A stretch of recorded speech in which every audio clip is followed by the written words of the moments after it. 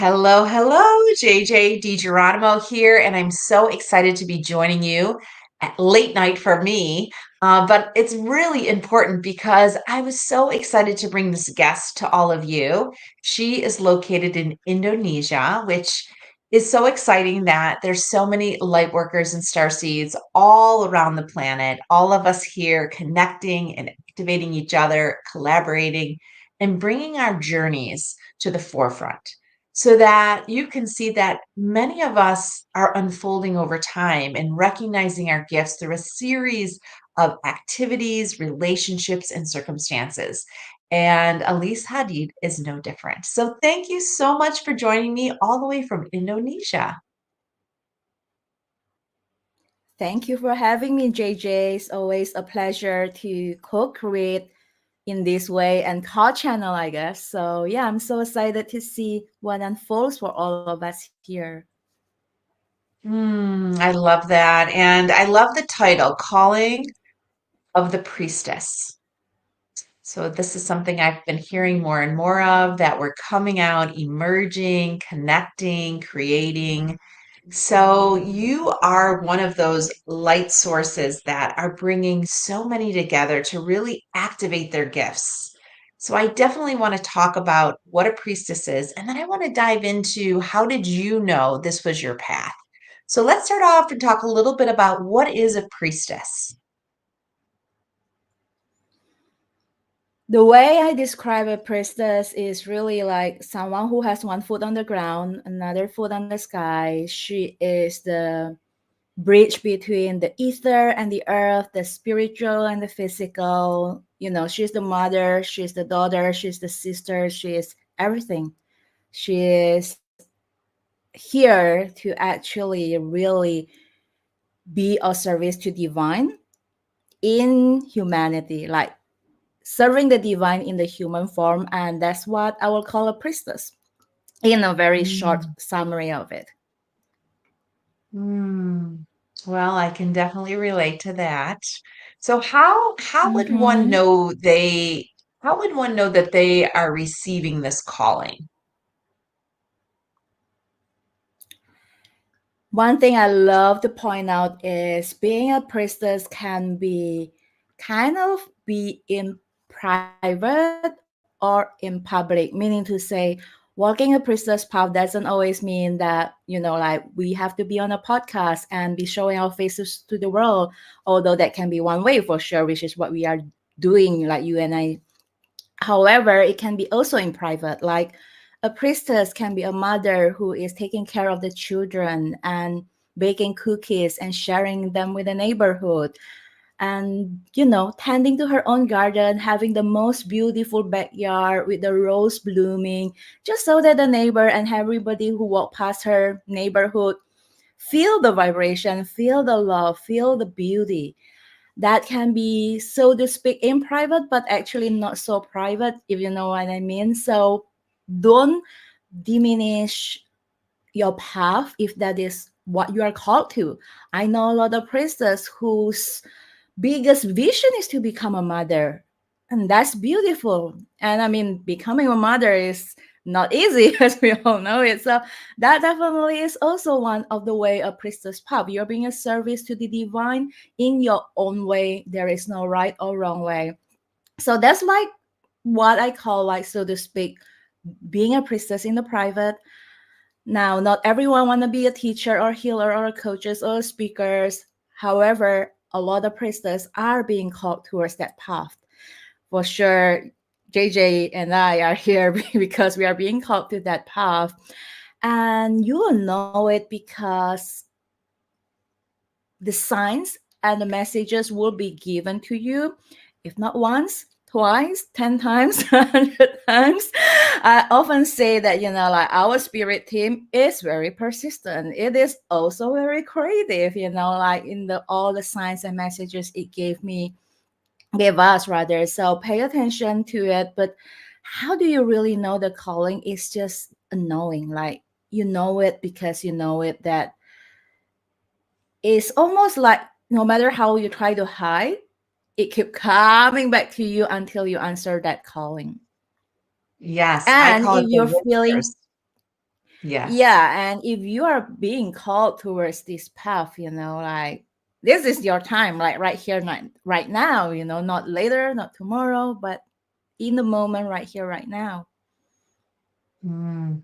I can relate to this so much because when people say, well, why did you leave technology? I can't believe you're doing the work you're doing. Um, it wasn't really a choice. Like it was happening. It was happening. And even if I tried to jump back in, like opportunities would disappear or things would not happen. Like I was really destined to shine a light on myself first, right? I had to do the inside work and really work through so many things so that I could not only illuminate my frequency, but help others do the same. Mm-hmm. So let's talk a little bit about how that's happened for you. So, reading about you and learning about you, you talk about this silent day in Bali and how that for you was really kind of a fork in the road. You want to talk and share a little bit Hmm. about that silent day for you? Yeah, for those of you who might have heard this before or not, but in Bali, once a year, we have what we call a silent day, where we observe darkness, where we turn off we observe the light rather, not the darkness, but we turn off the electricity for the entire night. So the entire city is dark, like there are no streets, there are no vehicle allowed on the streets, so it's completely silence, no street light either. Well, with the exception of hotels, of course. But then, it's really, really dark. So normally the stars that you couldn't see on the sky is suddenly there. Well, they are always there, but you suddenly see everything that you have never seen before. So my first silent day, I saw Milky Way for the first time. Never ever thought I would see it in my life, not in Bali at least, but then it happened. And when I saw the sky, I was like so pulled and drawn towards the stars. And I remember feeling this feeling of coming home. And then at around 4 a.m. at the night, I woke up and then I heard a voice that says like, "You are home and we have never left you. We are always here with you." And that's the moment that everything clicked for me that, oh my God, I'm a starseed. Like, I mean, I have known the term starseed my whole life. However, I never thought that I'm one. I thought it's just like one of those terms you see online. I mean, there's so many terms these days, right? Like, oh, whatever. But then, like, that moment I knew there and then that, that was like my first Starseed awakening moment, which, like, it kind of unfold into me connecting deeper and deeper with the Palladian star mothers. We briefly talked about that earlier, which me and JJ were talking about it. So when I first connect with the Palladian star mothers, they came to me in sparkles of blue light. So I was just meditating like I usually am. And then I just keep seeing flickers of blue light. And I was like, okay, this is new. I've not felt this energy before. But then I open it to receive. And then the flickers of light becoming a brighter blue light, brighter and brighter until it became like an entire council of Palladian star mothers. And I was given that name. And that's when I know, like, okay, that's my galactic guide, that's who I'm meant to work with. And that's like kind of opened my path, which eventually, lead me to work more with the serious energy and other starseed. And kind of like they all weave into the priestess path too, because as I was sharing earlier, it basically is just mean to be of service to the divine. And my way of being of service to the divine at this point is to help others in the awakening journey, specifically in this case, awakening to their soul remembrance journey of their starseed origin, their starseed gift, and their mission, and all of those magic in the awakening journey. I love that. I love that. And I love the fact that there is so much information, access, connection available to us, but you really have to learn to be in the moment, learn to really be mindful of all the things that are happening to you. And I think society sets us up so often to not be mindful and not be present. And so it really takes a lot of effort and intention to get in this present moment so you can be aware of what is happening around you and happening for you.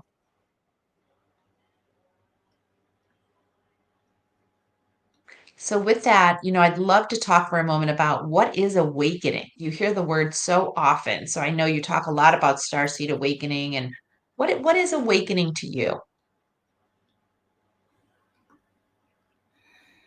Awakening to me is remembrance journey. It's just awakening to the truth of who we are, why we are here, and what we are here to share, is about another way of putting it can also be the death of the ego, where we finally let go of the illusion of fear, of the illusion of who we think we are and why we think we are here, but really getting out of our head and really drop into that heart centeredness, that soul seat where we know in the instinct and in the depth of our soul all the answers we ever need, like everything we desire is all within us. And it's up to us to awaken to that.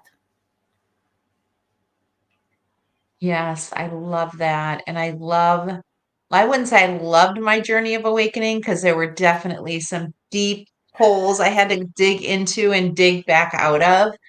But I would say that life is very different now that I took the time to really do that work. And that's not what I talk about in my third book, Seeking, is I was really seeking more information about who I was, why I'm on the planet, and all the resources that we're here to help. And this podcast is really bringing forward so many of the people that help us Hmm. awaken to what we already know, but that is often buried deep within. So you talk a lot about magic and work and even light languages. And so how do some of these things play into the awakening? Light language is another thing that is like really close to my heart. Well, light language, like just in case for those who are new and don't know what it is, basically the way I describe light language is simply an energy transmission. It is a way of you expressing the divine through light language, which can be expressed through writing, through drawing, through music, through arts, through voice, singing, whatever it is. And essentially, it's just channeling the divine energy, and that's it. I really love to keep things so simple. And the light language plays a part because it bypasses the human mind, right? Like it doesn't need to be translated. That's the beauty of light language. You can, but you don't need to translate it. It's an energy transmission, is the pure, raw form, organic form of energy being channeled firsthand. And so it carries with it like this purest frequency where all the answers are within it and all the healing and everything you desire is there. And when you channel or when you receive, doesn't matter which channel you are at, you are basically like vibrating with source energy. You are like really bathing and basking with source. And that often really activate a lot of remembrance. Like a lot of people, when they hear light language, they feel like they have come home, that, oh my God, this feels so familiar. And a lot of the time, from my experience of channeling, like channeling light language, the fact that I'm channeling light language is kind of like me having to surrender, even if I don't want to, because as a channeler yourself, you will know, JJ, that you can't channel without surrendering, otherwise you are not channeling. It's like the whole point of channel is offering yourself to be the vessel of light, to be of service to the divine, and let the light language flow through. So surrender is such a big part of my light language journey, in that is also a big part in all our journey in all areas of our life. In that surrendering process, as I channel light language, it really also another thing that it plays a part is it really helped me to speak my truth and like without filter, without holding back, just like really speaking it and expressing it in its highest truths of love and light. Yeah, I think that will be how I share it from perspective of channeler, as well as from the perspective of receiver. It's just really healing, transmit a lot of lower energy into higher energy, and just remembrance, remembrance, remembrance. I keep saying that word because that is really what a lot of my students share with me. Like, they will be listening to light language, and then they remember like their time when they were in Palladian or Mintaka or whichever star they come from, or they start to remember their gift and why they are here. Especially when they start to channel, it seems like more information came through with it as well.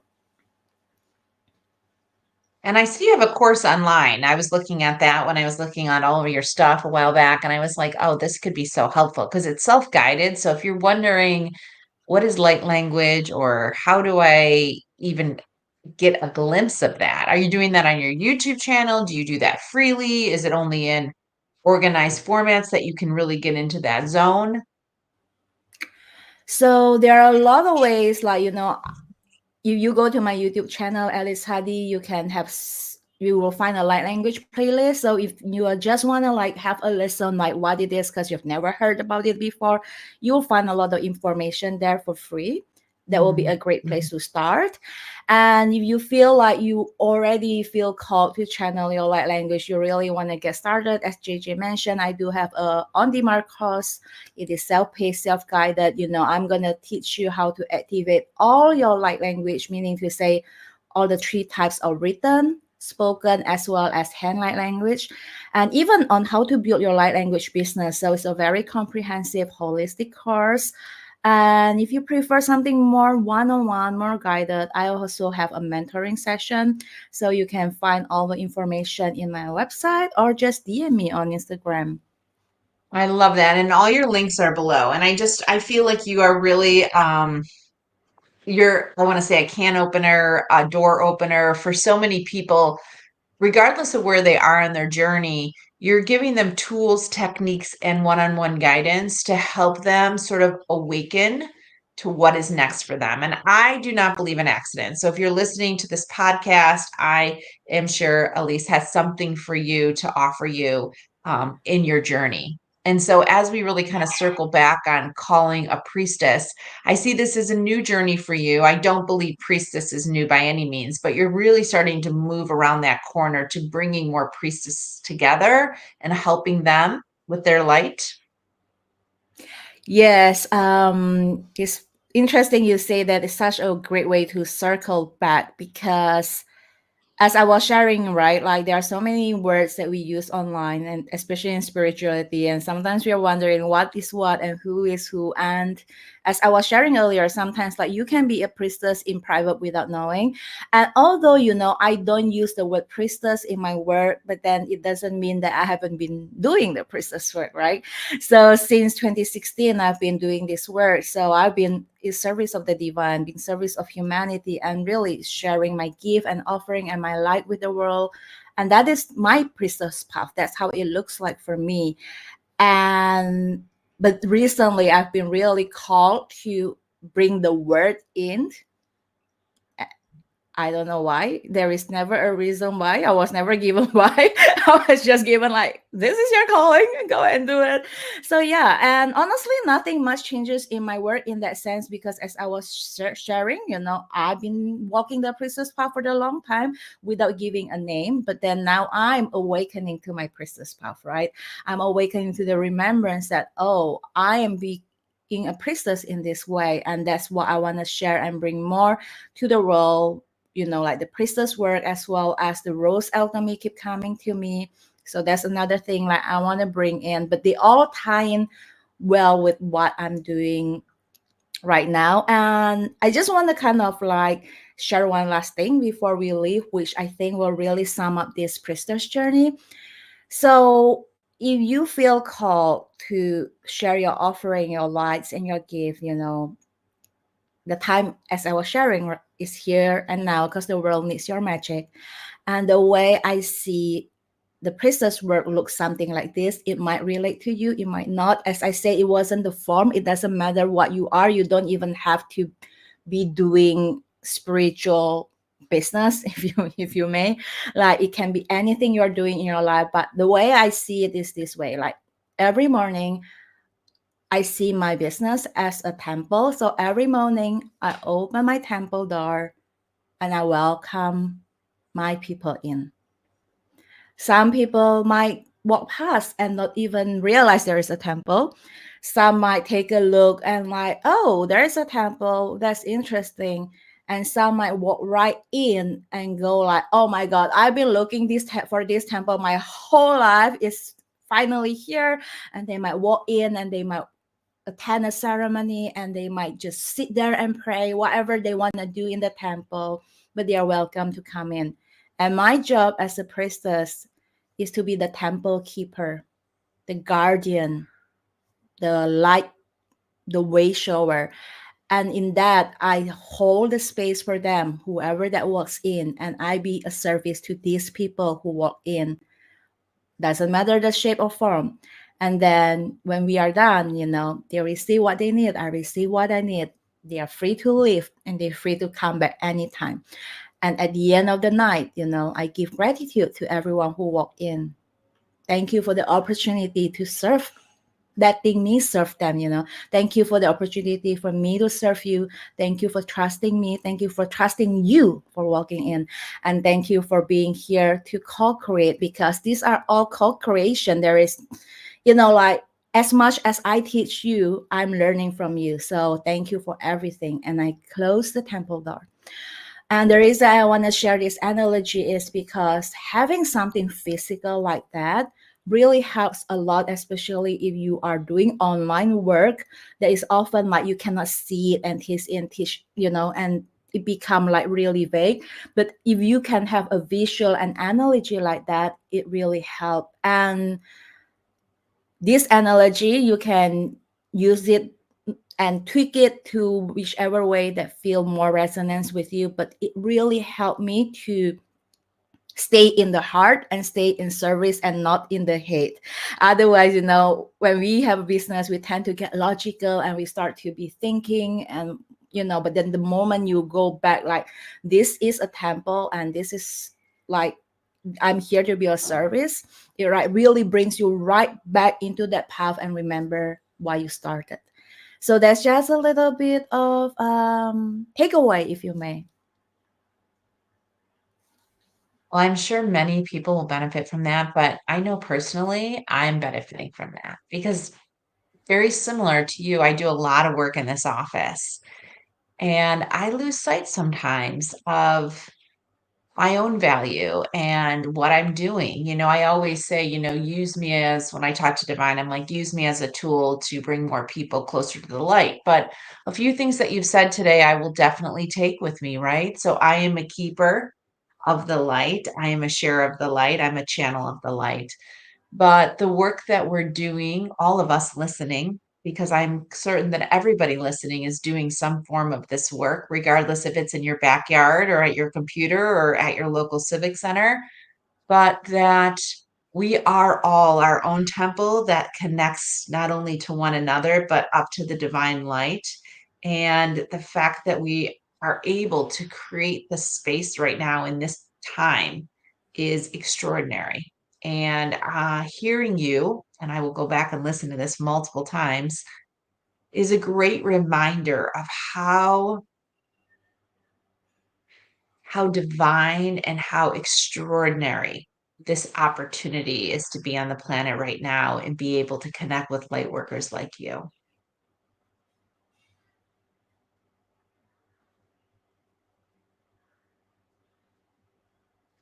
So I feel so blessed that I had the opportunity to talk with you today. I know we're 13 hours apart, but our paths and our frequency have brought us together, and I'm able to share just a glimpse of the work that you're doing halfway across this planet, but in complete synchronicity. So I'm super grateful you joined me today. Thank you so much, JJ. thank you for the opportunity, and I really love co-creating with another light leaders like you, because I always believe, when we come together, we amplify our light and we allow more and more people to come together and to awaken to their magic, their gift, and their light. So thank you. Thank you. And I can't wait to do this again. So, in a few months, we'll get back together and we have a whole new topic we've already talked about that we're going to discuss together. But we're leaving you tonight with this beautiful frequency and vibration to really bathe in and think about, where are you in your journey? Where are you creating a temple in your life? And what are the whispers that you're receiving? And if you're not yet receiving the whispers, creating the space and the mindfulness and the presence that allow you to sidestep your ego to really hear what is being asked of you and what is being shared with you. So thank you so much, Elies. I appreciate you joining me. Thank you. So we'll see you again here next time on Together We Seek. And in the meantime, we look forward to staying in touch and hearing what you're doing to illuminate your path. Thank you.